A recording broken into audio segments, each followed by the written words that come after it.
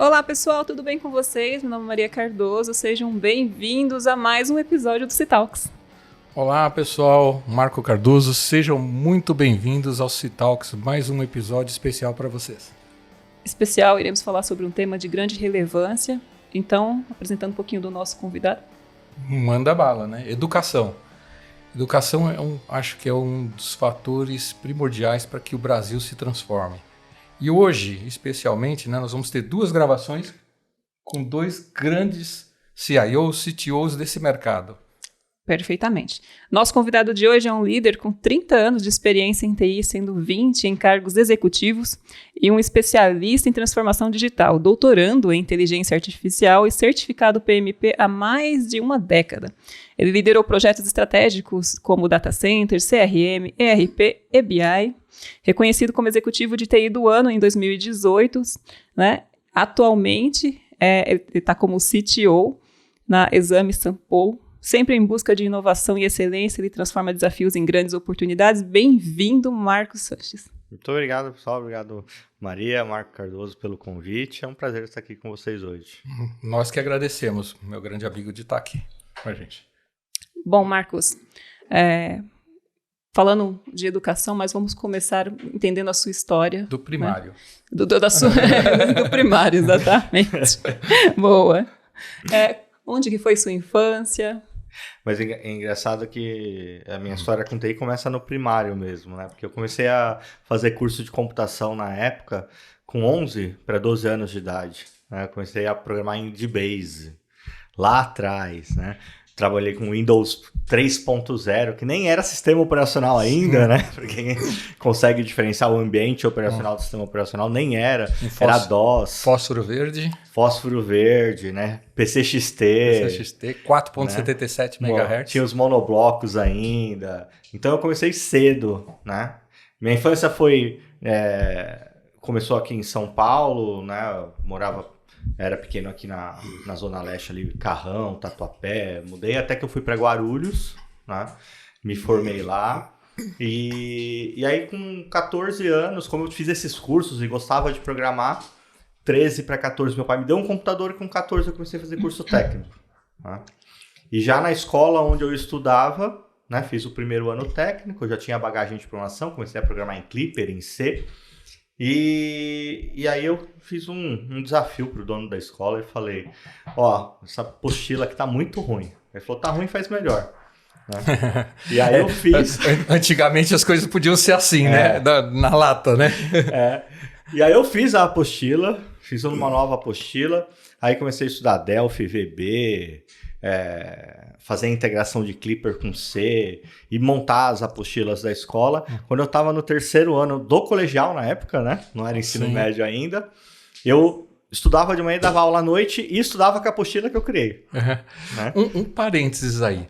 Você falou várias linguagens, né? Vários aplicativos até do DBase, né? Como autodidata, né? Na época. Porque eu fiz não cursos, tinha, né? E na época você tinha o Ramalho, que escrevia tudo. Sim. Tinha as bíblias, né? Então a escola tinha uma pequena biblioteca com livros técnicos. Então, sim, eu estudava, não tinha internet. Qual que era a escola? Né? Era o ENIAC, lá em Guarulhos. Já tinha uma coisa voltada no ENIAC para isso, O ENIAC ele foi fundado lá por 86, né, na volta de 86, e era um grupo que tinham várias unidades, né? Tinha no ABC, tinha em Guarulhos, tinham mais outras duas unidades, mas só a do ENIAC de Guarulhos é a que mais prosperou, né? E era um dos melhores, eu acho que na época era o melhor, né, curso técnico de processamento de dados que tinha no Brasil. Né? Com certeza lá o curso técnico era muito bom. Tanto é que quando eu me formei, também por eu ter estudado, eu não fui fazer faculdade de computação porque eu olhava os programas e falava, eu já sei fazer isso, eu já sei fazer estrutura de dados, eu já sei banco de dados, eu já sei... Né? Então eu fui fazer engenharia elétrica em telecom. Então fui aprender um pouco de rede também. Sim. Né? E só para o pessoal se sintonizar, nós estamos falando em que época aí mais ou menos? De 92 a 95. 97, quando eu me formei no ensino médio, né? No colegial da época. Ou seja, pessoal, a gente é antes da virada do ano 2000, antes tá? Da virada. Eu vi tudo da internet chegando. Engraçado, o primeiro site que juntou $1 milhão no mundo foi um site inglês de um moleque também na época, que eu falo, putz, porque eu não tive essa ideia, que ele vendia pixel gráfico. E aí ele vendia um pedacinho e as marcas compravam para pôr lá e no final virou uma página que você não enxergava nada, porque era um monte de marca e ele juntou $1 milhão. Então toda essa história, porque não tinha site dinâmico, não tinha programação na internet, as empresas não estavam HTML, ainda, né? As empresas nem se interessavam, ninguém via futuro naquilo. Aí veio o tal do bug do ano 2000, que todo mundo gastou dinheiro pra caramba e não precisava, porque o medo era que antes a gente usava data com 2 dígitos, né? Era só o 99, o 97, e aí ia começar a zerar, né? 1901 e 2001, qual que era o ano? Então eu passei por toda essa fase de sistemas, mas foi uma fase também que me proporcionou, né, ir para gestão de TI. A partir disso, a partir de começar a dar aula, a partir de estagiar na própria escola e implantar portal, o primeiro portal de notas para o professor digitar e para o aluno ver nota, eu que implantei no ENIAC, eu fiz a virada do ENIAC de colégio para faculdade, então eu entendi como construir uma faculdade, todas as fases, cuidei de secretaria, cuidei de tudo, então foi, para mim, como carreira, foi ótimo pelo conhecimento que eu adquiri. Eu acho que quando a gente se infiltra no negócio que a gente está trabalhando, né? Eu falo, e já falei em vários episódios assim, eu dei muita sorte porque tive que programar, então eu tinha que fazer contas a pagar, contas a receber, contabilidade, fiscal, PCP, né, estoque, e aí, daí por diante, né? Você teve que fazer, só que tinham outros módulos, né? Todos voltados para a educação. Isso permite ter uma visão sistêmica muito grande, né? E como eu era muito curioso, e na época poucas pessoas trabalhavam com tecnologia, e poucos programadores. Muitos tinham medo de chegar perto do computador, inclusive. Então eu fazia os sistemas para a escola, então desenvolvi sistema de vestibular, sistema de processo seletivo até para o curso técnico, sistema de finanças, mas eu também já era um freela lá com 16, 17 anos, então eu fiz sistema para agência de turismo, né? Objeto T-Browser no Clipper, fazia toda a parte de agendamento, selecionar aeroporto, voo, tudo. Tive que ler uns books na época, uns guides que eram uns fichários desse tamanho, acho que uns 20, para entender a nomenclatura dos aeroportos. Tinha todo um sistema, né? As 3 letrinhas para saber para onde que era, olha, o voo, quais as linhas, o que essa linha fazia. Então eu tive que estudar isso.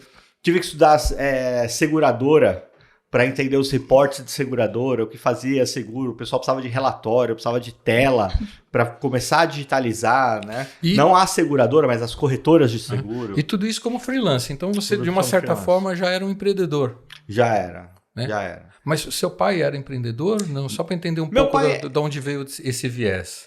Meu pai sempre trabalhou com padaria, né? Então, primeiro funcionário, depois ele comprou padaria. E na época que ele começou a investir em mim, ele falava, você não vai trabalhar. E eu fui algumas vezes na padaria dele, ajudar tudo, mas ele não deixava, porque ele queria que eu estudasse para seguir carreira e eu ia bem, né? Tanto é que, mesmo como estagiário na época, quando eu comecei a trabalhar, eu ganhava muito pouco. O que eu ganhava não dava para pagar o vale transporte. Então ele que pagava a escola. Eu tinha bolsa, né? Eu prestei concurso, tinha uma parte era bolsa, mas não era 100%. Ele pagava, ele pagou minha faculdade, então ele me patrocinou realmente, dentro das condições dele, para que eu fosse estudando, né? E aí investiu na minha carreira. Tá. Seus pais são brasileiros? São brasileiros. São brasileiros. Meu pai é português, né? Eu falo, ô pai, tudo bem? Queria, né, que o senhor tivesse aberto uma padaria, porque ele é português, né? Meu pai é descendente de espanhol, já abriu a padaria. Né? Mas fica para uma próxima geração. Né? Que normalmente tem isso, né? Assim, quando você tem, por exemplo, eu estava falando que eu não tinha ninguém empreendedor por perto. Na escola não se falava em empreendedorismo. Então, normalmente, quem tinha um viés de empreendedor é quem tinha alguém realmente na família, né? Normalmente mais próximo, que te empurrava para isso, né? Mas sabe que no curso técnico que eu fiz na época, eu tive aula de contabilidade, que não era comum num curso técnico de processamento de dados ter contabilidade. Sim. Então, entender ficha Cardex, né? Sim. Igual você falou, eu fiz no curso técnico. E depois, eu já não era mais aluno, eu já era professor. Tinha uma parceria da escola com o Sebrae que ensinava os alunos a fazer empresa júnior, chamava o projeto. Que legal. Né? Deles fazerem projetos empreendedores, então eu sempre acompanhei. E nos cursos técnicos, depois, abri um curso técnico que era um curso técnico de administração. E eu aprendi para dar aula. Então eu cheguei a dar aula de empreendedorismo. Né? Então eu lia o livro do Kotler, Harold Potter, eu lia tudo isso para dar aula. Para poder dar aula. Né? Porque eu tive administração básica na faculdade da engenharia. Então eu estudei muito isso também, regras de marketing, tudo isso, para dar aula. Porque até então eu trabalhava das 7 da manhã, eu nunca dei aula de manhã, então eu trabalhava das 7 até umas 6, né, em TI, desenvolvimento, gestão, e depois à noite eu dava aula. Então eu fiquei muito tempo trabalhando das 7 da manhã às 11 da noite e sábado o dia inteiro dando aula. Você começou muito cedo a dar aula, né, Marcos? Comecei com 16 anos. E veja que diferença faz a educação na vida de uma pessoa, né? Porque, quer dizer, já uma escola que você considera, né? Eu não a conheço, né? Mas considero uma escola de um bom nível, de um ótimo nível, como pôde preparar um profissional para o futuro, né? Exatamente. Hoje você começou já tendo um perfil diferente. Você já era diferenciado. Começava a dar aula com 16 anos, vamos combinar. Você realmente já tinha uma mente ali bem diferenciada, né? Porque é muito, muito cedo, muito jovem. Aí você falou que foi ali freelancer, né? Mas enquanto você estava sendo freelancer, né? Dando aula também, e se manteve assim até então, aula e depois que eu vou para a faculdade eu já não consigo freelancer, né? Porque aí eu já trabalhava, estudava na faculdade e dava aula, né? Aí eu já comecei a focar mais nos sistemas da faculdade. E como minha primeira coisa foi escrever uma apostila, a primeira coisa que eu fiz na faculdade foi cuidar da editora, né? Então eu era autor, escrevi livro de Windows 2000, Windows 98, Windows XP, fazer FTP no Windows, DNS no Windows, tudo isso. Só a única coisa que eu não fui muito para escrever foi Linux, mas de Windows eu escrevia tudo que podia fazer no servidor Windows. Então eu escrevi as apostilas que eram para os cursos técnicos e as apostilas de programação. Né? Então tem uma linguagem que eu cheguei a aprender e nunca usei, que era Visual Objects. Quando chegou no Brasil disse que ia ser, mas chegou o Visual Objects e o VB. O que pegou foi o VB. Sim. Então eu estudei VO, estudei VB, estudei Delphi. Gostava muito de VB, mas não tinha professor para dar aula de Delphi, porque era um pouco mais complicado. Era do Pascal, era uma linguagem mais antiga. Então eu fui, e aí eu comecei a programar em Delphi também. Né? Então eu fui aprendendo, né? Dar aula me ensinava. Né? E hoje eu sei que você aprende muito mais ensinando do que sendo aluno. Porque você tem que se forçar a estudar e depois quando você está passando, o fato de você raciocinar para ensinar, você é obrigado a criar conexões, a criar exemplos, a criar aplicações que depois na prática te ajuda. E tinha uma coisa, né? E como eu trabalhava na faculdade, estudava na faculdade, tinha aquela velha piada dos alunos, só professor, você trabalha além de dar aula, né? E eu era professor de sistema, eu ensinava a fazer sistemas. Né? E porque nessa época, por que foi uma época boa para mim? Porque todo profissional de TI no mercado em geral vinha dos mainframes. Que era outra linguagem, era COBOL, era outra arquitetura. E as pequenas e médias empresas não tinham dinheiro para comprar mainframe. Quem comprava um SAN? Sim. Né? Um servidor SAN, por exemplo. Então, essa microinformática, né, que chegava, ela chegava para todo mundo. Né? Então, eu conseguia me desenvolver, eu conseguia estudar isso, então eu tive mais oportunidades nesse estudo. Tanto é que quando eu vou para o mercado e começo a aplicar, né, eu começo a ver, depois eu saio, vou para a TOTUS, aí na TOTUS eu fui para ser gerente de projetos de sistemas para clientes grandes, e eu começo a me destacar, né, gerenciando esses projetos, vou cuidar dos projetos private da TOTUS, né, de clientes que faturam mais de 1 bilhão. Tinha um cliente lá que nunca se conseguia entregar um projeto no orçamento e no prazo, e eu fui o primeiro que fiz isso. Então aí ganhei promoção, ganhei prêmio dentro da TOTOS, né? Fui bem visto. Saio para ir cuidar de um outro grupo educacional, um grupo que precisava de reestruturação. Então vou para esse grupo, faço toda a reestruturação, eram 6 unidades, né? Então infraestrutura, implantar servidor, migrar data center, né? Tinha data center interno, máquina alugada pagando o que você pagaria, 2 máquinas pagavam o data center inteiro, né? Então fazer toda essa migração, instalar infraestrutura, migrar sistema, faço isso e aí vou para Sampo, para trabalhar com inteligência artificial e desenvolvimento de plataforma, né? E hoje tô na Exame, né? Após a aquisição da Exame. Então, quer dizer, foi uma evolução onde eu consegui ir aplicando tudo aquilo que eu estudava, e sempre estudando muito. Sempre fiz vários cursos, fiz MBA, fiz mestrado, estou fazendo doutorado, fiz pós-graduação para gestão de TI, mas eu sempre estudei muito. Né? Tem uma mente inquieta, hein? Se tem algo que... Eu não estudo nada porque se eu não vou usar. Né? Então... Alguém falou isso para você recentemente, né? Escuto bastante isso. Então, tem um monte de coisa de TI que se você me perguntar, talvez eu não saiba, porque eu não uso e não vou usar, então, né, posso até ter uma referência. Mas se eu vou usar, eu me aprofundo naquilo. Né? E isso também com os times, né? Com 21 anos eu me tornei gerente de TI. Né? Por quê? Porque eu conseguia pegar uma plataforma e implantar até o final. E o pessoal patinava. E eu sempre fui muito hands-on. Né? Comecei a estudar dados em 99, SQL, né? E, cara, hoje o pessoal brinca comigo, ninguém me desafia no SQL, porque eu monto as consultas lá de 150 linhas para resolver problema. Hoje não dá tanto, é meu hobby, eu amo SQL. Mas essa parte técnica desse entendimento, eu acho que uma das coisas que eu mais fiz foi criar times de alta performance em TI, né? Deixar o time trabalhar, mas conseguir conversar com eles no nível deles, de propor soluções. Hoje eu não vou conseguir programar uma cloud, né? Fazer um script, mas se falar, tem isso, eu dou alternativas, eu estudo, eu converso e a gente chega em soluções. Então, acho que isso é um pouco, né, do que me fez chegar onde eu estou hoje. Agora, toda a sua carreira, né? Você já começou lá do ENIAC até agora, onde você está na Exame Sampo, foi acompanhada de ser professor quase o tempo todo. Quase o tempo todo. Né? E como isso te transformou numa pessoa diferenciada, então, aí no mercado, Marcos? Imagina que eu comecei a dar aula para colegial, né? E eu não cheguei a dar aula propriamente dita, dei algumas, mas eu cheguei a produzir material e introduzir informática desde a primeira série para crianças, né?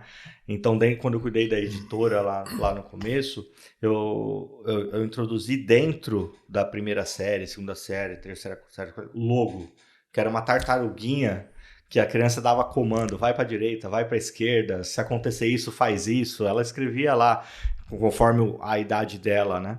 E programava isso. Então, quer dizer, eu tive que entender como uma criança poderia fazer isso.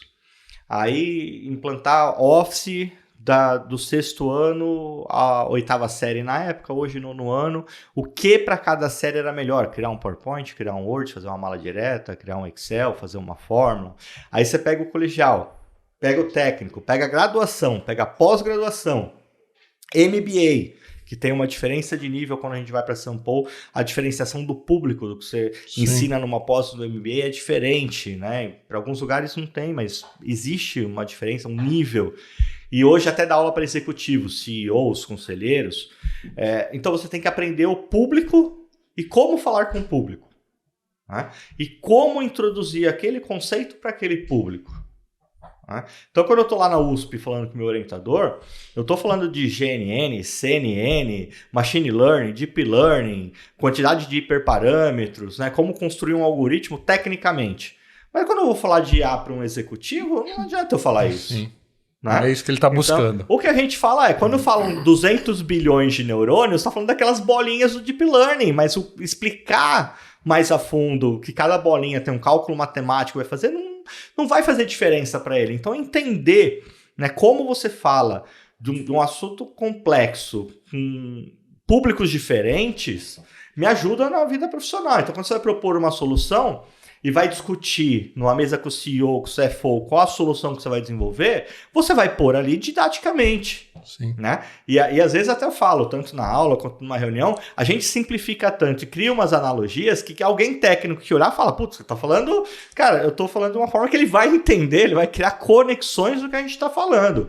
Tecnicamente vai ser diferente, vai ser mais complexo, não vai ser tão simples.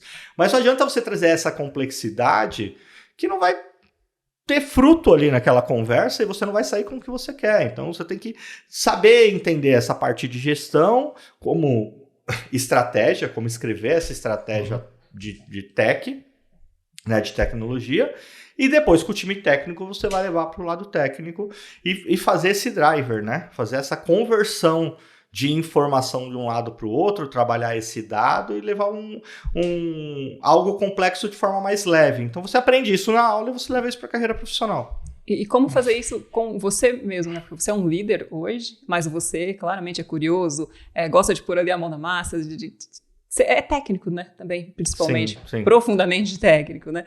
Como você consegue hoje ali, liderar e não ir lá e falar, mas eu quero ir lá e produzir, eu quero ir lá e fazer, né? É muito boa essa pergunta, porque assim, tem um momento da vida que é difícil, né? Você tem que largar o técnico, né? Eu não digo largar completamente, mas você vai se afastando, né? Porque você vai gerindo pessoas e é outro senão. Eu falo que o conhecimento técnico ajuda muito na gestão das pessoas, até porque elas passam a entender que você também entende daquele assunto, né? Que alguém pediu para desenvolver tal coisa, então você eventualmente já não está mais falando exatamente no mesmo nível, porque você já não tem mais o mesmo nível de aprofundamento técnico, mas a lógica está aqui, parte da linguagem, SQL está aqui, né? Então, como é que é isso para ti aí? Cara, sinceramente, eu acho que chega uma hora que acaba o tempo e você não consegue mais fazer isso, né? Então, você estuda tecnicamente o que você precisa para conversar, mas você nem consegue pôr a mão na massa porque você não tem tempo. Não é nem porque eu não quero, né? Porque vai criar um dashboard, um relatório, às vezes, e vem aquilo para você, né? Você vai precisar entregar um dashboard com algum tipo de relatório, alguma análise. E, cara, eu sou um cara de dados que me aprofundo e gosto de estudar dados, Então eu falo, cara, eu fazia isso em 20 minutos. Às vezes não sai, né? Mas não quer dizer que eu faria, mas a sensação que você tem pela experiência que você tem que é diferente. Porque você entende o dado, você entende como converter, você entende a tecnologia, você entende o resultado e o que você tem que ler do resultado, você não pode puxar isso de um dev. Né? Talvez de um dev sênior ele consiga algo, mas um dev júnior não sabe nem do que você está falando, ele vai simplesmente fazer o que você pediu. Então é difícil, né? Você querer estar ali, mas aí eu vou mais para orientação, de falar como tem que fazer e cobrando e ensinar. Eu acho que é importante você ensinar para que a carreira daquele que está começando, ou do estagiário, ou do analista, do dev júnior, para que ele vá entendendo aquilo e dentro da carreira dele ele vai evoluindo. Porque muitas vezes eu vejo muitos lugares que a diferença de um dev júnior para um dev sênior é o tempo que ele está lá e o salário que ele ganha. E não é. Não necessariamente conhecimento. Um dev júnior ele está aprendendo a programar, então o que ele vai saber fazer é converter aquilo que você pediu em código. Um dev pleno, ele já deve entender o problema e propor uma solução mínima. Um dev sênior, ele já tem que construir a solução inteira, entender, tirar dúvida e ajudar quem está para trás. Então, é essa diferenciação que às vezes é difícil o dev entender. Eu tenho 20 anos, né, como dev. Cara, mas se você não consegue pegar um problema, propor uma solução, propor uma arquitetura, analisar a performance e desenvolver isso, você não é sênior. Sim. Né? Então... Como gestor, você tem que fazer isso acontecer também. E você ir lá e fazer, você vai estar interferindo no processo de aprendizado deles também. Vai depender de você sempre fazer. Mas não é fácil, né? Porque dá vontade de vez em quando, né? Vontade. Já passei por fase da vida que as coisas mais complexas eu ficava lá para fazer. E aí você não tem férias, você não tem família, você não tem tempo. Tem uns malucos mais velhos brincando de automação em casa, né? Tem mesmo. Eu descobri uma ferramenta, né, chamada make.com lá, um site lá, e eu me divirto fazendo automação agora. Tenta N8N. N8N, também vi. Eu vi num curso de uma outra empresa de educação, eu vi o N8N. Eu estou ensinando, eu vou passar no processo agora de ensinar as pessoas de negócio a usar o N8N para criar automações para depender um pouco menos de tech, com a supervisão de técnica, que a gente não quer criar Shadow IT, né? Mas poder propor automações de trabalho repetitivo, diminuir carga de trabalho, para que as pessoas pensem mais no que tem que fazer e façam menos repetitivo, né? É importante isso também. Sim. E vocês já estão fazendo isso de forma corporativa, por exemplo? Sim. Estamos. É um dos meus projetos para esse ano, é institucionalizar isso, ajudar a identificar oportunidades e de forma corporativa implantar essas soluções. Né? Muito bom. Acho que o mercado precisa bastante disso, viu? Então, nos últimos anos, um dos principais trabalhos é identificar Shadow IT, né? Porque isso traz risco para a empresa, isso traz mau uso de orçamento, tem uma série de aspectos, mas não tirar a criatividade do time. Né? Meio naquela agenda do Gartner da TI bimodal, né? Na minha cabeça, porque lá, se você pegar pelo Gartner, você tem o CIO, que é o cara que mantém sistema, que preocupa com custo, e você tem o CTO, que vai trabalhar com inovação. Mas é difícil a empresa que tem as duas figuras. Hoje está difícil ter uma. Muitas empresas está difícil ter uma. E aí você levar para o bimodal, que você escolhe um ou outro, também não dá. Porque não dá para você só manter e inovar. Tem que conviver os dois. E não dá para inovar. Então você tem que trazer uma agenda dupla. Até porque se você não tiver uma sustentação boa, o que você for colocar de inovação, é a mesma coisa de construir um prédio em cima de areia. Né? Uma hora vai cair. Exato. Né? Exatamente. Essa base é muito importante. E trazer essa agenda para dentro da empresa e conseguir trabalhar isso, você precisa envolver todo mundo. Né? Não pode depender só de tech, mas o business precisa entender também como falar com tech. E hoje acho que está mais fácil um pouco fazer isso, porque antigamente tech era custo, né? Sim. Tudo era custo. Porque as pessoas, nos processos de transformação digital, que em várias empresas que eu passei, de vários business, né? Então, nesses anos não foi só educação. Eu fiz sistema de logística, TMS, porto escuro com automação, né? Com automação de sistema, distribuidora de produtos, era de informática, mas era uma distribuidora de varejo, é uma das maiores distribuidoras do Brasil, trazer produto, trazer para cá. E a maior parte dos sistemas, quando você vai trazer essa transformação digital, você vê que lá no começo dos anos 2000, o que eles entendiam era pega o que você fazia na máquina de escrever e faz no computador. Sim. A vantagem que você tinha era economizar branquinho e papel sulfite, porque você corrigia tudo no computador, depois imprimia e usava o papel. Sim. Né? Quantas vezes você não tinha que fazer órgão de governo? Entra no site, preenche todo o formulário eletrônico, imprime, assina e vai lá levar fisicamente para o cara carimbar e te devolver. Isso não é transformação digital. Sim. Né? Isso é só pôr no computador. Isso é automatizar. Tentar automatizar parte. Exatamente. É automatizar. Que é o conceito, né? Automação você tem inteligência. Automatizar é simplesmente pôr lá e ficar automático de certa forma. Então, construir a jornada digital, entender aquilo que você faz, você começa digital e termina digital, é desafio até hoje. Algumas pessoas na pandemia começaram a entender isso. Sim. A agenda de transformação digital cresceu. Mas isso já começou lá atrás, né? O Clayton Christensen lá de Harvard já falava de disrupção, do que é disrupção, lá em 99. Sim. Perfeito. Marcos, você já entregou muitos projetos na vida, né? Mas uma coisa eu percebo que você entrega sempre ali com muito sucesso. Então eu tenho que te perguntar, qual que é o segredo para entregar projetos com sucesso? Eu acho que o principal é você estar muito bem alinhado estrategicamente com os executivos de negócio e ser transparente, né? Por isso da linguagem, de você saber explicar o que está acontecendo e você falar dos limites, né? Já teve projeto que eu cheguei e falaram, olha, você tem 1 milhão para entregar o projeto, né? E eu tinha pouco tempo de empresa, tudo, olhei, comecei a estudar o projeto. Né? Não dá para você discutir antes de estudar, isso faz parte. Se você começa a retrucar na primeira hora, o cara fala, você já está... Não, estuda. Estudei e trouxe lá o projeto. Falei, esse projeto custa 2,5 milhões. Faz ou não faz? Né? E aí a pessoa toma a decisão, então ela sabe o que está acontecendo. Não adianta você estourar o projeto, né? E aí Fala, não vou fazer por 1 milhão e chegar nos 2,5 milhões, né? Aí não vai ter sucesso, né? Sim. Já chegou a ter, precisamos entregar isso em novembro. Não dá para março. Por quê? Por isso. Tá? E aí, tá bom, então é março. Então, quer dizer, você tem que jogar claro. Né? Não adianta você falar, não, mas tem que ser isso e você... Tem coisas que tem que ser, você olha, dá, vamos. Pode não dar certo. Não foram todos os projetos que eu fiz que foram com sucesso. Né? Mas você tem que ter a experiência para saber o que realmente dá e o que não dá. Né? E aí fala, não, tem que ser março. Não dá, tem que ser novembro. Tá bom, em novembro é isso. Não dá isso. Tá bom, então vamos com isso aqui e o resto... Beleza.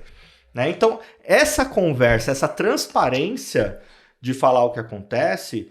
E não é. E deixar bem claro que você não tá com caça às bruxas, né? Quando a gente muda de empresa, quando a gente assume um projeto que era de outra pessoa, fica muito naquilo de falar que o outro errou. Não. Você não sabe a situação que estava anterior. Eu não sei a situação, exatamente, foi, né? Eu não sei. Talvez ele tenha tomado a melhor decisão que tinha para aquele momento. É.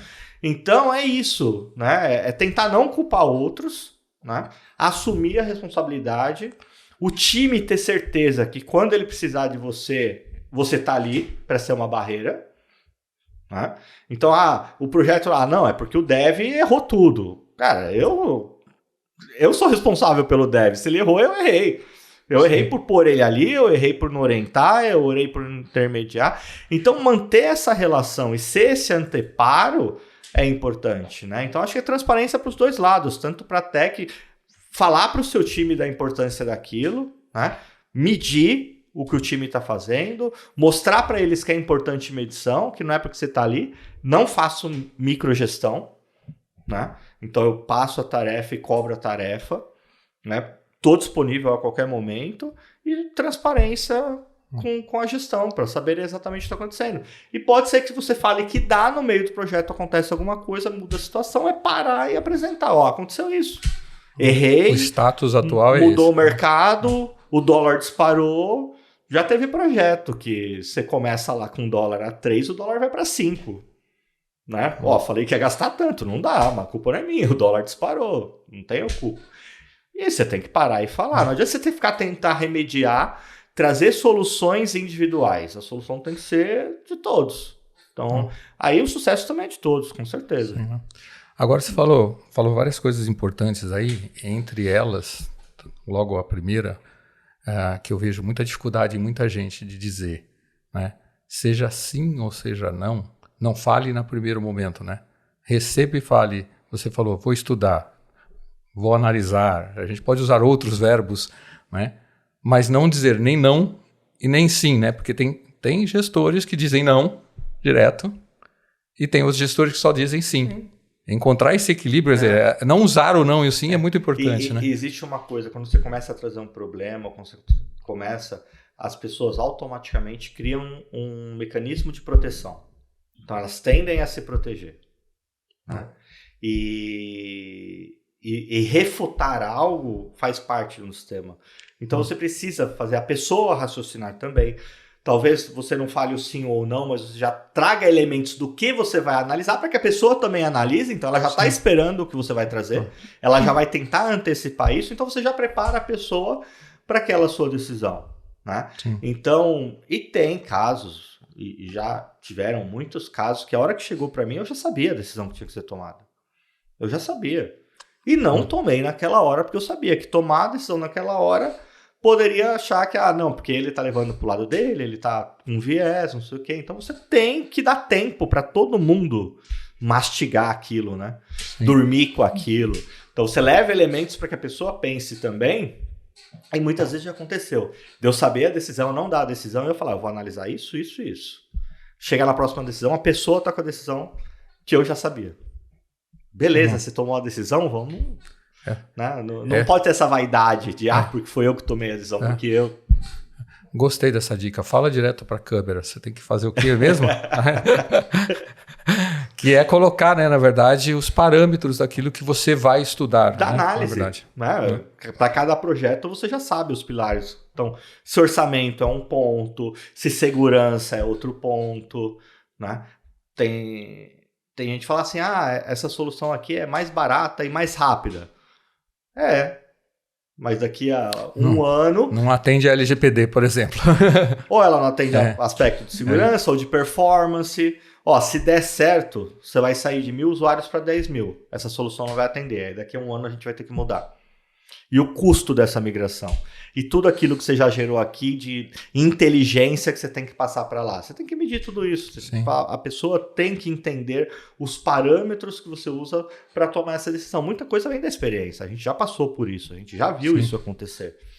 E falar não ou não sei é importante. Eu aprendi isso dando aula. Né? Como eu dava aula de sistema, ajudava os alunos a fazerem sistemas, e na época era projeto de sistema mesmo, tinha que me entregar a pasta com todo o levantamento de dados, com todos os algoritmos, com todos os códigos, mostrar o sistema, e eu era visto como carrasco, porque nenhum sistema passou de primeira comigo, eu sempre achava um erro no sistema. E tinha às vezes que os alunos, então, eles me procuravam muito para soluções, até das empresas que eles já estavam trabalhando, fazendo estágio, e quando eu não sabia, eu falava, eu não sei. Não é porque eu era o professor que eu tinha que saber tudo. Sim. E já como outros professores tinham medo de falar não. Falei, gente, eu não sei tudo. Então, os alunos me respeitavam por eu falar não. Acontecia muito. Depois eu ia lá, estudava, vai buscar, e trazia uma solução, né, para ajudar. Na carreira profissional é a mesma coisa. Se eu não sei, eu não vou argumentar. Talvez eu crie uma linha de raciocínio do que eu vou analisar, depois eu vou estudar, mas eu não vou falar algo que eu não tenho certeza. Tá? Porque isso vai voltar contra mim. Boa. Muito bem. Você como professor, né, a sua carreira de professor te ajuda hoje a lidar com as diferentes gerações? Ajuda, mas acho que hoje, né, até pelo ritmo, idade, família, filho, eu já não dou aula para aqueles jovens que eu dava antigamente, né? Mas, por exemplo, se você pega um curso de pós-graduação, um curso de MBA e um curso na Sampo, lá na Exame, que a gente chama de HIP, que é o High Impact Program, que você pega executivos seniors para dar aula, você entende que, às vezes, uma coisa que você fala para o cara aqui mais novo, ele não dá a mínima importância. E quando você fala para o cara sênior, aquilo vira uma conversa para 3 horas. Porque o cara entende, né, como aquilo é importante e aqui não consegue. Então, a forma de se lidar com essas pessoas é diferente. Né? E o que eu vejo muito é esse cara aqui júnior, querendo ser sênior, querendo ser o CMO, CFO, CEO de uma empresa, mas ele não consegue, por exemplo, entender um ponto importante e achar que isso aqui eu nunca vou usar. Então, como você mostra isso para ele é diferente de como você vai debater realmente aqui com um cara sênior. Então, ajuda. Porque faz diferença, né? Você pode ter estudado, feito MBA, etc., ter inglês, espanhol, mas se você não tiver profundidade do assunto, não vai dar discussão de 3 horas. Não vai, né? Não vai dar. Não... Tem uma coisa que não tem como acelerar, né?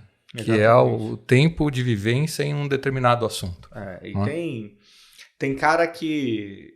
júnior que para ele aprender a fazer um prompt é o que precisa. E quando você vai para um cara sênior, ele entende, cara, não é só prompt, né? O que isso aí mais faz? Como que eu posso fazer outras soluções? Como eu aplico isso numa situação real? Nos programas de alto impacto lá da Exame Sampo, a gente ensina isso, né? E eu tenho muito debate com pessoas e paro e falo, cara, legal o que você quer fazer, né? Vai resolver o seu problema, mas espera aí. Dá um passo para trás. Você tem isso daqui? Você identificou isso daqui? Não? Então, peraí. Se você não fizer isso, você não vai ter resultado aqui no que você quer. Você vai criar uma solução que não vai dar certo. Mas não é porque a solução não é boa. É porque tem uma preparação. Então, a gente ensina isso para as pessoas realmente. Né?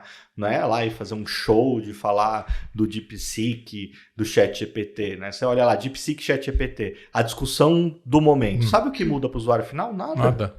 Primeiro que ninguém tem nem 5 milhões, nem 500 milhões para treinar uma IA generativa. Sim. Então é diferente.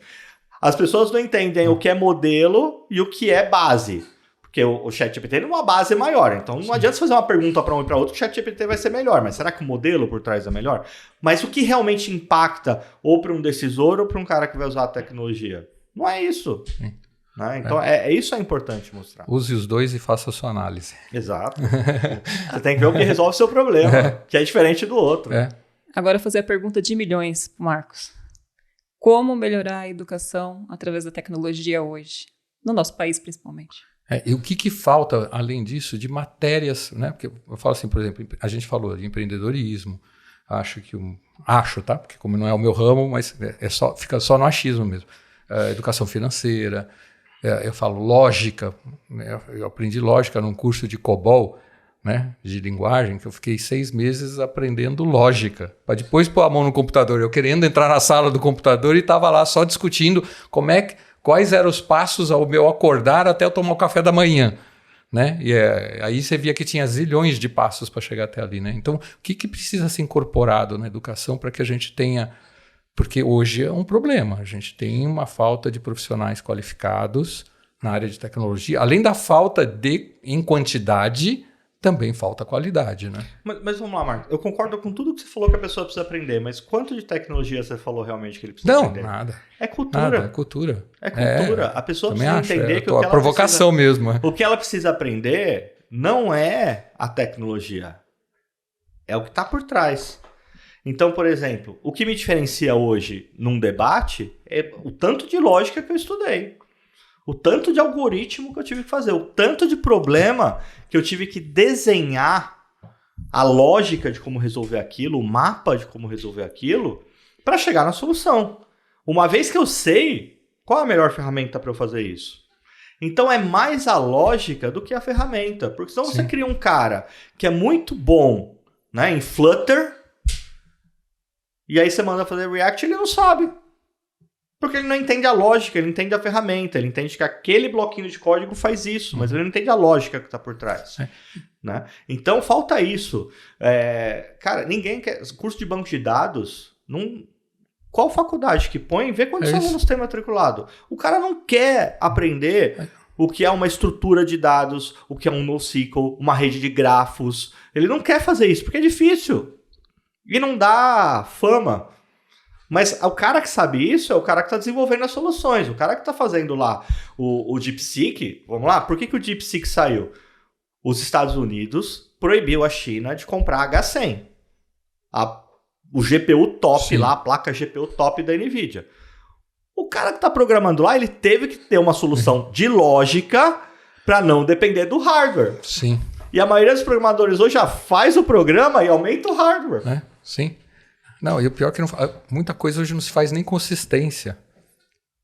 Eu falo, quando a gente programava antigamente, você tinha que... Você falou dos 2 dígitos, né? Mas se entrasse um campo de CEP, você verificava até se o cara não digitava uma letra, né? Sim. Hoje não se faz mais isso. Cara, mas eu te falo que uma vez a empresa falou, não, a gente tem que fazer isso. Eu tinha isso há 20 anos, era fazer um sistema de pagamento no portal. Para o cara entrar lá, tá lá o quanto ele deve, ele clicar, calcular os juros e fazer o pagamento dele ali com cartão no portal. Isso há 20 anos atrás, né? Hoje é comum, mas há 20 anos não existia isso. Beleza, vamos fazer isso? Como envolve financeiro? Vamos contratar uma empresa. Pegamos uma fábrica de software, uma empresa top do Brasil. Aí a base do time lá que a gente contratou ficava em Minas. Fui para Minas para fazer a apresentação do projeto. Né? Aí na hora lá chega o valor, o cara digita, não sei o que. Aí eu vou fazer o teste, vou lá, não preencho um campo e dou lá confirmar. Deu erro na tela. Aí falou, mas você não falou que o campo não tinha que ser em branco. Então é isso. Porque cara, alguém vai digitar uma coisa errada, né? Entendeu? Eu não preciso, tem coisas, né? Que as regras não funcionais, eu acho que o executivo... Né? O CEO manda fazer alguma coisa, ele não precisa me falar que um campo de valor tem que ter valor, um campo de data tem que ter data. Mas isso vem da base dos programadores, de fazer exatamente. Essa base que você falou, a consistência está nisso. O cara não pensa nas regras e no que é lógico para executar algo. É lógica. Então, e por que a gente não incorpora isso nas escolas, nos seus devidos níveis ainda hoje, Marcos? Cara, você que conhece profundamente a educação. Hoje eu não estou em uma escola de tecnologia. Né? O que eu posso falar é que onde eu estou hoje, quando a gente monta um conteúdo, a gente é muito preocupado. Isso me fascinou na São Paulo desde o primeiro dia. O Adriano Mussa, que é o reitor que faz os programas, cara, eu sou fã dele, Porque quando ele cria um programa, mesmo um programa de IA, e para aprender IA, ele foi para a Colômbia fazer um pós-doutorado em IA, né, para entender o que era IA. Ele é um cara de finanças de carreira. Ele entende qual é a lógica, quais as bases que o cara precisa saber para fazer o curso. Então, você vai fazer um curso de gestão na São Paulo, se para aquela gestão o cara precisa fazer matemática financeira, que é um básico, tem matemática financeira no currículo. Para o cara aprender. Não se pressupõe que ele traz isso já, né? Não, se o cara pressupõe, a gente tem mecanismos para ele provar, mas exatamente, o cara precisa saber isso. E eu acho que falta isso em muita escola. E às vezes eu fui coordenador do curso de Sistemas de Informação e um aluno perguntou para mim, em 2010, 2011, professor, por que eu preciso aprender estatística? Um cara de sistema de informação, ele não quer aprender estatística. Estatística é a base para IA. Sim. Todo algoritmo de IA é a probabilidade de alguma coisa para eu alcançar B. É o básico, né? O cara não quer. Então, eu acho que algumas escolas, não vou generalizar porque eu não conheço, eles querem ter um programa que seja bonito para vender. Sim. Né? Porque se você pôr um programa, se você for na USP, você vai ter um programa que tem a matemática que o cara tem que ter, sem medo. E tem gente que não vai fazer porque não quer ter aquela matemática. Mas sem aquela matemática, você não tem base para fazer um algoritmo de machine learning. Então, mas a gente não tem um órgão, que é o MEC ou qualquer outro, que olha para isso com cuidado, não olha principalmente lá de baixo. Não olha. Porque, assim, acho que a gente tem ótimos colégios técnicos, né? Porque, de novo, não é nem 0, nem 100, né? A gente deve ter muitos colégios técnicos muito bons, mas eu acho que hoje faltam muitos colégios técnicos e falta profundidade naquilo, em quase tudo que você vai aprender. O mundo ficou muito rápido, a gente ficou meio que sedento por notícias, qualquer coisa que a gente pega lê o título, né? Você lê o título e já faz toda a análise sem ler o resto do conteúdo, né? Será que não tem que ter uma inversão de valor ali, quer dizer, que venha desde o infantil, inclusive? Eu acho. Eu estou te perguntando porque você é especialista no assunto. Vocês viram que a China, desde 2016, o governo falou, nós temos que ser referências mundiais em IA. Primeiro que o governo financiou isso, né? E no mês passado saiu a notícia, ensino fundamental da China vai ter matéria de IA. As crianças vão começar a aprender IA no ensino fundamental. Uma das coisas que eu acho que eu gosto muito da educação americana é que as empresas estão juntos. Eu fui fazer parte do MBA lá na SMT de Berlim. Uhum. Cara, tem 100 empresas alemãs que patrocinam. Né? Uma boa parte do financeiro de Harvard vem de doações e patrocínios. A gente não tem isso no Brasil. A gente não tem a preocupação da empresa com a formação. Aí muitas empresas falam, a formação é ruim, é difícil, então eu crio uma universidade corporativa para formar o cara. Só que aí tem empresa que pega o cara, forma e o cara vai embora. Sim. Então acho que é mais caro fazer isso do que ter uma parceria efetiva com quem está sendo formado. Né? A gente fala, o MEC tem um programa, ele tem a grade, ele tem tudo que ser ensinado.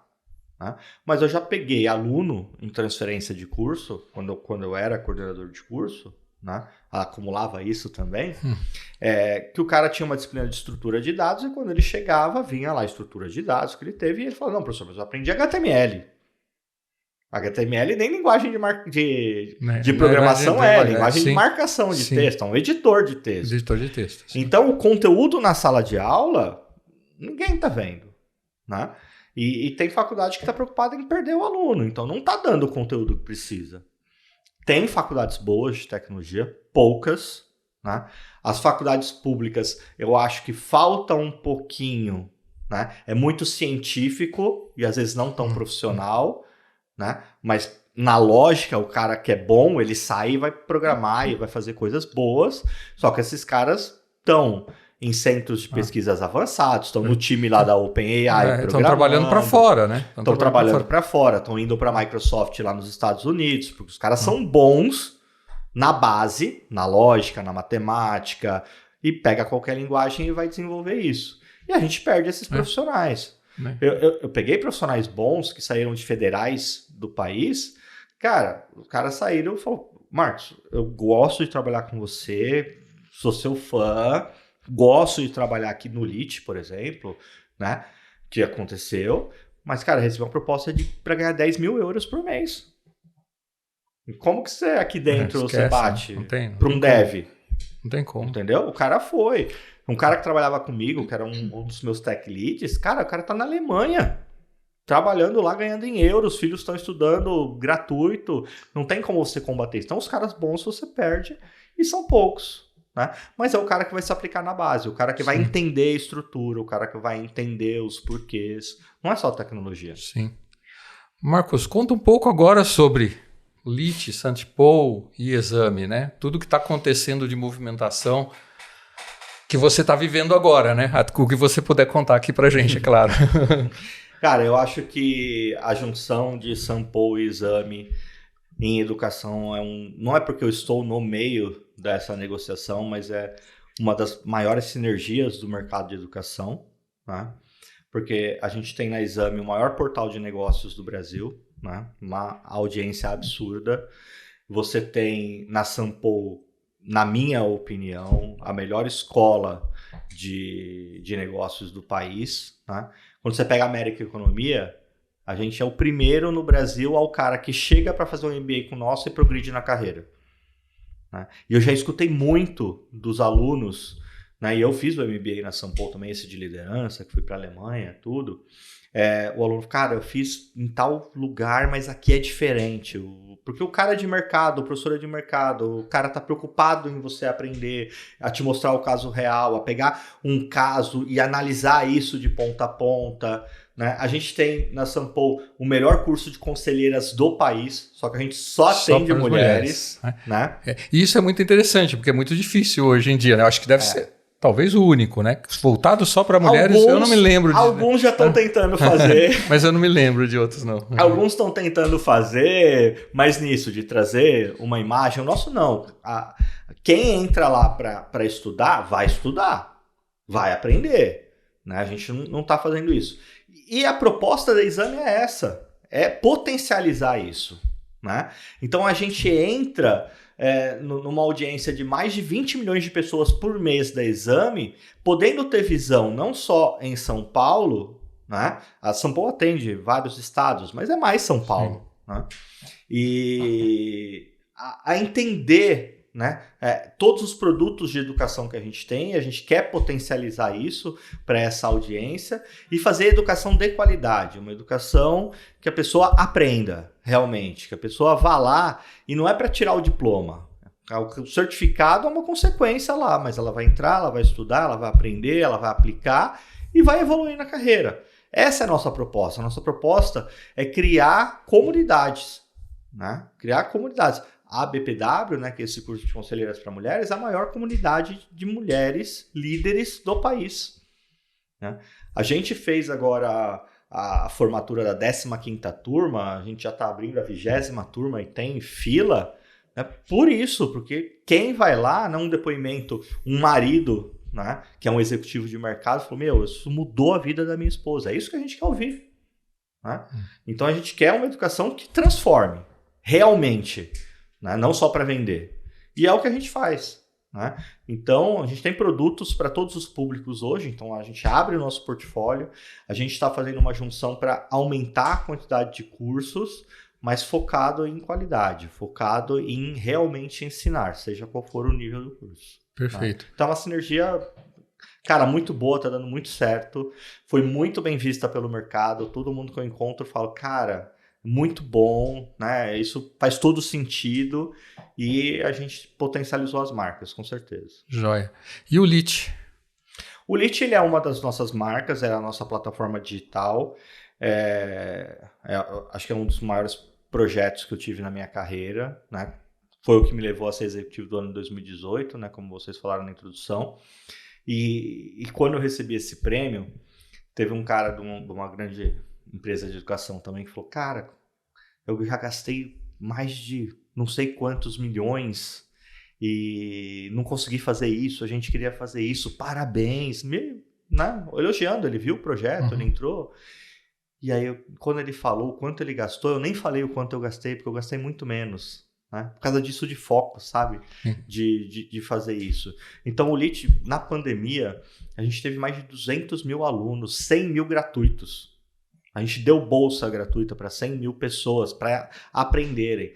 Com um NPS de 80, né? Para uma plataforma digital, que o cara tá aprendendo um conteúdo de marketing, de planejamento, de gestão de finanças denso, não é um cursinho. Você entra lá, se você entrar no LIT e fizer um curso, você vai ver que é curso mesmo para você aprender. Tem prova para você, né?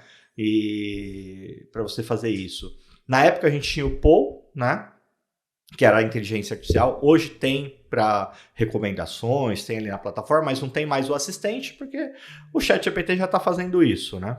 Mas no restante, a gente está conseguindo que o LIT seja uma plataforma que potencialize isso. Então, a gente está levando o LIT para todos os nossos cursos. Todos os nossos alunos hoje têm acesso ao LIT. Tem o LIT que as empresas compram, que as empresas hoje podem até pôr o conteúdo delas para usar como plataforma. Então, é um projeto que está em curso e os milhares de alunos ainda lá estão fiéis todos os meses, sempre com boas recomendações lá, principalmente do conteúdo. Eu acho que aí não é o que vale é o conteúdo que tem lá, não a tecnologia. Tá ok. Então, enquanto empresa, se eu quiser usar o LIT e já usar os cursos que está lá dentro, eu consigo liberar para a minha universidade corporativa e ainda consigo inserir outros treinamentos próprios ali que são ligados diretamente ao negócio. E o interessante do LIT é que hoje a gente vê um monte de Netflix, né? Mas quando a gente lançou lá em 2017, a gente era o único Netflix da educação, né? No design, em tudo isso. E ele é feito para isso, tanto para o cara que quer assinar para ter os cursos individualmente, como para a empresa liberar ou tudo, ou parte, ou segmentado, ou falar, ó, analista faz isso. Então ele é uma plataforma de ensino personalizado mesmo. Muito bom. Pensando em futuro, Marcos, onde a Exame St. Paul, digamos assim, irá apostar para os próximos anos aí, né, de tecnologias? Cara, eu acho que em tecnologia a gente hoje é muito forte em IA, né? Um dos programas, mesmo no corporativo, fora os nossos programas para PF, né? Mas no B2B hoje a gente está fazendo muito programa de, digamos que uma inclusão digital e inteligência artificial e dados. Né? Então, o programa de dados é muito forte. Então, eu acho que a gente vai continuar nessas tecnologias exponenciais, a levar para o negócio como implantar isso. Então, é algo que está dando muito certo. É interessante que várias empresas de tecnologia nos contratam para esse programa, para dar aula para o executivo, para ajudar a traçar. A gente ensina, eles traçam estratégias de tecnologias de uso de IA, de uso de dados, data-driven, né? E tá dando super certo, né? A gente está sendo muito procurado para isso, né? Eu falo que tem aqueles cursos que o pessoal vão e ficam, nossa, que legal, né? Muito bom, mas aí a hora que senta segunda-feira na cadeira, o que eu vou fazer? Não sei. Aí eles chamam a St. Paul, né? Aí a gente vai lá com o nosso time de cientista de dados, professores cientistas de dados, professores especialistas de mercado. Então tem grandes empresas no mercado que a gente tem programas mensais, que a gente vai todo mês lá ou dar uma palestra, ou dar um curso, ou fazer reuniões de negócio. Então, acho que a gente está na expansão disso hoje. Tá? É o que a gente mais está fazendo para essa área corporativa. Legal. Certo. Tem uma pergunta que eu quero fazer que a gente estava falando lá atrás de IA, né? E a gente acabou ali mudando um pouquinho. Mas eu preciso perguntar. Em sentido de Brasil, pessoas, nós temos maturidade de entender o quanto a IA é importante, entender a profundidade de usar ali, porque hoje em dia todo mundo abre lá o computador, coloca lá um chat GPT da vida lá e usa, né? Hoje eu acho que a gente está muito incipiente. Se a gente pegar os dados de várias consultorias que falam sobre... A gente está falando de mais de 30 trilhões no PIB mundial nos próximos anos, próximos 10 anos, dados por IA. Menos de 0,5% está no Brasil. E é triste isso, né? É triste, desculpa se eu te cortei no teu raciocínio, né? Porque eu já falei nos outros episódios, né? Nós já perdemos o bonde para a Índia em desenvolvimento, né? Não só para a Índia, mas para outros lugares, mas a gente sabe que lá acabou virando, né, um grande centro de desenvolvedores, né? E de suporte também, né? E falo, pior ainda, porque a gente está no mesmo fuso horário dos Estados Unidos na maioria das horas. Ou seja, nós perdemos essa oportunidade e nós podemos estar perdendo outra novamente, né, Marcos? A gente tem, se a gente pegar a maturidade de uso de IA, a gente está à frente de muitos países, mas é muito pouco. A última pesquisa que a Dell encomendou, inclusive, a média mundial era 18% de empresas maduras com dados e IA, e no Brasil era 23%. Né? Isso na média mundial. Mas quando você compara com os grandes centros, isso não está trazendo dinheiro ainda, não está trazendo maturidade, não é expansivo, as pessoas ainda não sabem, né, como que é esse investimento, como usar, então passa pela educação que a gente falou, passa pela estratégia da empresa, passa pelos executivos de realmente se formarem para entender o que é dados e IA. E eu falo nas minhas aulas hoje para os executivos que data-driven é top-down. Porque não adianta o analista lá embaixo gerar dado e saber por que quem toma a decisão está lá em cima. Então, não vai ter o efeito para a empresa que deveria ter. É caro, mas é mais caro se você tiver e não usar. Né? E se você usar, talvez seja muito barato, relativamente, né, pelos ganhos. Então, quer dizer, você vê a China podendo ter 50% desse novo PIB, né, desse incremento no PIB, os Estados Unidos 30%, 35%, cara, 85% do PIB mundial está em 2 países. Né? Então isso é ruim. Tá? A Europa, saiu notícia essa semana que agora começou a perceber isso, que eles não estão no meio disso. Sim. Né? Então, quer dizer, o Brasil não pode demorar muito para fazer isso também. Perfeito. Indo agora mais para a reta final, né? Daria um excelente debate de trazer assim, o Marcos, né? Trazer de segurança da informação, assim, fazer um bate-papo, Fazer um né? debate? Fazer um debate seria interessante, né? Profundidade. Vai pensando, que essa vai criando coisa aqui, já vai me provocando, Bom, Marcos, indo um pouquinho mais aqui para a reta, né, final aqui do nosso bate-papo, passa rapidinho, né? Deixa eu perguntar para você, né? De novo, você é uma pessoa que tem claramente ali a mente mais inquieta, né? O que você faz, ou se você faz alguma coisa aí para se desconectar, para se desligar um pouquinho ali no final de semana, ou não, você fica lá, não, qual que vai ser a próxima programação? Eu tenho uma filha de 11 e uma de 4, então no final de semana é totalmente atenção para as duas, e a de 4 dá trabalho pra caramba. Minha esposa fala que ela é minha cópia, né? Eu sou muito de dar respostas rápidas, e ela é igualzinha, né? Então eu dedico a elas a momento de entretenimento. Eu gosto de colecionar carrinhos, né?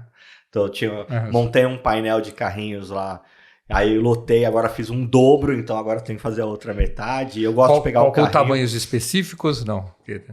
A maioria é o tamanho... Aqueles menorzinhos. Aqueles menorzinhos, tipo Hot Wheels. Da nossa época, antes do Hot Wheels Matchbox lá. Aqueles eram de ferro, aqueles né? De ferro, a portinha, né? Isso. Mas eu gosto de colecionar carrinhos carros que existam, carro que tem ano, que tem modelo, né?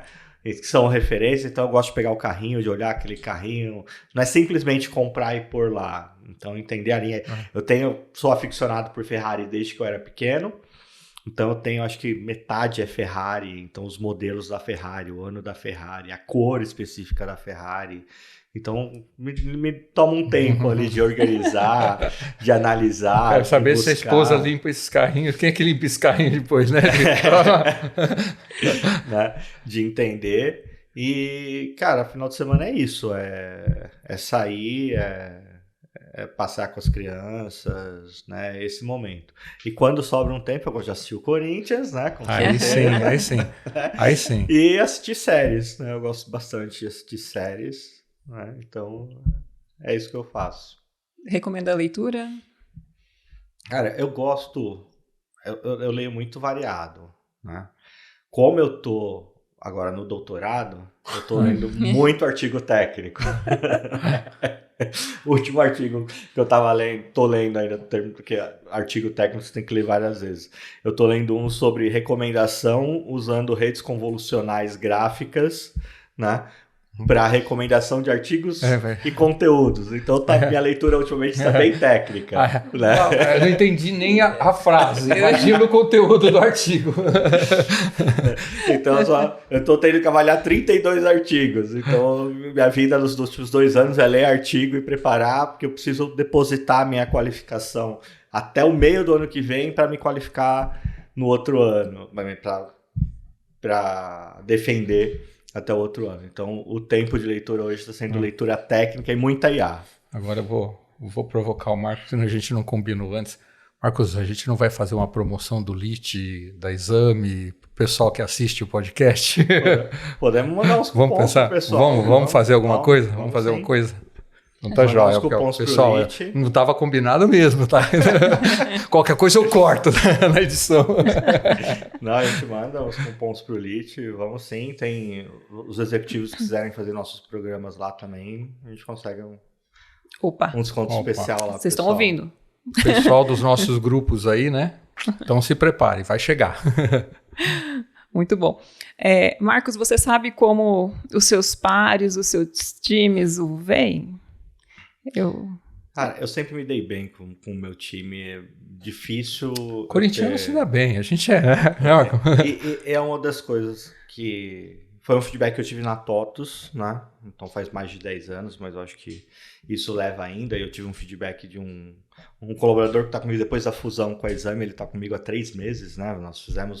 Eu assumi em 6 de dezembro, né? Então vai completar agora, completou 90 dias.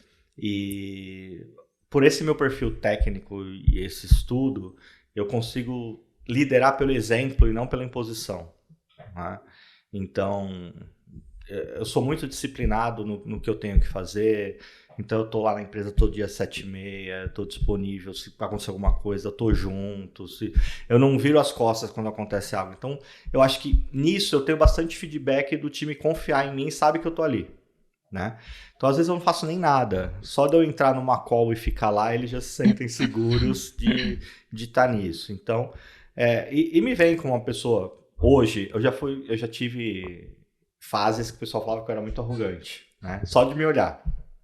Alguns acham que eu sou muito sério, mas quem me conhece sabe que eu consigo tratar todo mundo igual e lidar e ajudar. Então, acho que é dessa forma que as pessoas me veem. Uma pessoa que está ali disponível para ajudar. Vamos confirmar se vamos confirmar se é isso mesmo. Vamos lá. Marcos é um líder visionário e altamente estratégico, reconhecido por sua capacidade de transformar desafios tecnológicos em soluções inovadoras e impactantes. Seu profundo conhecimento em TI, aliado à experiência executiva, faz dele uma referência na área. É admirado por sua habilidade de conectar tecnologia e negócios, sempre com foco em inovação e resultados. Além disso, sua liderança inspiradora, comunicação clara e colaboração eficaz criam um ambiente produtivo e motivador para suas equipes. 30 anos faz a gente melhorar bastante. Tem que melhorar, né? Todo dia, né? Área. Muito bom. Marcos, quer deixar algum recado? Olha, eu acho que a área de TI ela tem muito a oferecer para todo mundo, né? Eu acho que a área de negócios tem que parar de ter medo de tecnologia e as pessoas entenderem mais e criar sinergias, né? E educação eu acho que é o ponto... É tudo. Educação fundamental. Tudo. Então, acho que investir em educação de boa qualidade é muito importante, né? E eu sinto isso. Eu estudei em várias instituições, já passei por várias instituições. E se quem está consumindo educação não der importância a isso, você vai ter um monte de gente que vai te dar educação, vai te dar diploma.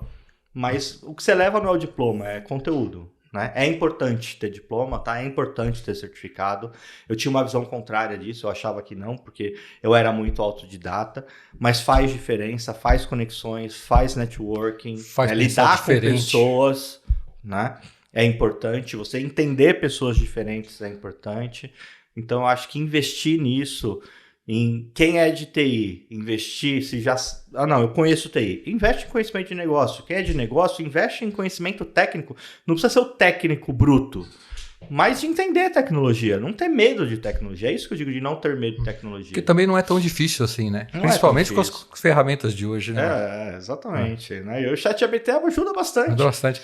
Assim, Se você não tiver uma noção para curar o que ele tá te falando, ele pode te falar besteira. Já peguei muita besteira. Por isso que é importante você ter conhecimento. Mas a partir do momento que você conhece, você sabe isso está certo, isso está errado, você consegue aproveitar bastante. Então, tem ferramentas que ajudam muito. Com certeza. Marcão, muito obrigado por você estar aqui com a gente. Muito obrigada pelo seu tempo, pela disponibilidade. Né? Foi, incrivelmente, foi uma aula. Né, professor? Mais uma, professor. Né, professor? Foi uma aula aqui muito bacana. Realmente queremos conversar com você de novo numa próxima. O nosso próximo convidado também será alguém de educação, né? Sim. E eu acho que a gente precisa trazer mais gente desse ramo para falar sobre esse assunto, porque quanto mais a gente massificar a diferença que a educação faz na vida das pessoas, eu falo isso e falei isso até num recorte que a gente fez paralelamente, né? Eu devo tudo que eu tenho hoje à tecnologia e a ter estudado. Eu não tenho a menor dúvida disso. Né? Assim como seu pai investiu em educação, meu pai queria que eu terminasse a universidade até para trabalhar. Ele falou assim, eu quero que você estude, que é a oportunidade que eu não tive, eu quero que você tenha. E eu acho que isso faz a maior diferença na vida das pessoas. Com certeza. Né? E um outro item que você falou, e eu vou querer deixar isso para a câmera, para a minha equipe atual, da Plano e Plano, e para equipes que eu já passei, que já me conhecem. Você falou uma coisa que eu acho que é extremamente importante. A gente fazer o curso só não necessariamente torna a gente um expert no assunto. Mas se você aprende alguma coisa e você repassa esse conteúdo, então se você vai num evento, Marcos, e você viu uma coisa bacana, prepara a sua apresentação e traz para os seus companheiros ali de equipe, né? Provoca outras pessoas dentro da empresa, chama para uma sala, fala o que você aprendeu. Você se desenvolve muito mais e acaba ajudando a comunidade de uma maneira geral, né? Exatamente, é isso. Né? O conhecimento tem que ser compartilhado, né? Não é único. A gente é pelo que é e não pelo que a gente sabe. A gente tem que compartilhar isso. Porque se você sabe muito e outras não, você vai compartilhar o quê? Você vai conversar o quê? Você vai... Né? Então você tem que ter esse share. Isso na área de tecnologia eu acho que foi bem importante desde que eu acho que antes era a única área que você encontrava outro profissional e podia falar coisas não confidenciais, mas trocar sobre tecnologia, o que é melhor, como eu posso usar, essa troca é importante de conhecimento. Em tecnologia sempre teve isso, em outras áreas era mais fechado. Mais fechado, né? Sim. Né? E é importante, extremamente importante, né? Você conversar com outras pessoas e evoluir, né? Como pessoa e como profissional. Tá Obrigado, Marcos. Obrigado a você. Muito obrigada. E agradecer aqui também aos nossos apoiadores, né? Eu vou começar falando, né, um agradecimento aqui ao Grupo Take, né? Então, quando a gente fala ali de projetos personalizados, Talent Acquisition, a Take também é um parceiro oficial da Oracle. E Digital Workplace é na Take. Agora você fala aí, Soft Expert. Bom, se vocês precisam de uma suíte que precisa fazer BPM, workflow, geração de formulários, trabalhar com GRC, auditoria, ESG, né? A Soft Expert tem uma suíte muito interessante, uma empresa que está em mais de 50 países. Eu acho que é um orgulho para nós brasileiros termos uma empresa desse nível, né? E com clientes fantásticos. Elo. A Elo, se você tem SAP na sua empresa, se você tem Thomson Reuters, pode chamar o pessoal, já trabalhei muitos anos com eles, eles te dão suporte e implementam de forma muito tranquila para vocês. Vipor. A Vipor do meu amigo Ricardo Abrão, um grande abraço, Ricardo, né, que trabalha com dados, com data driven ali, com criação de data lake, com as mais variadas ferramentas. E quando falamos aí então de soluções aí de infraestrutura e segurança, falamos com a... Eu devia deixar você falar, porque você errou o nome do Zé, da empresa do Zé Roberto outro dia, e faz parte, viu, gente? Aqui a gente fala tudo ao vivo. Né? O Zé Roberto é o CEO da Cisnet, né? E teve recentemente um problema pessoal na época do Covid, e passou por isso de forma fantástica. A empresa trabalha com tudo que vocês precisam de segurança, de infraestrutura, e é isso, acho que é isso. Nosso agradecimento à Cisnet. Certo? Certo, é isso. E a Pulse Mais. E a Pulse Mais, falei da Pulse. Se você quer ser um mentor de jovens, né, jovens ali em vulnerabilidade social, profissionais, né, que queiram lhe acompanhar, é muito importante. Tem uma galera que precisa desse apoio e a Pulse Mais faz essa intermediação, digamos assim, né, onde você pode ir lá, pode se cadastrar.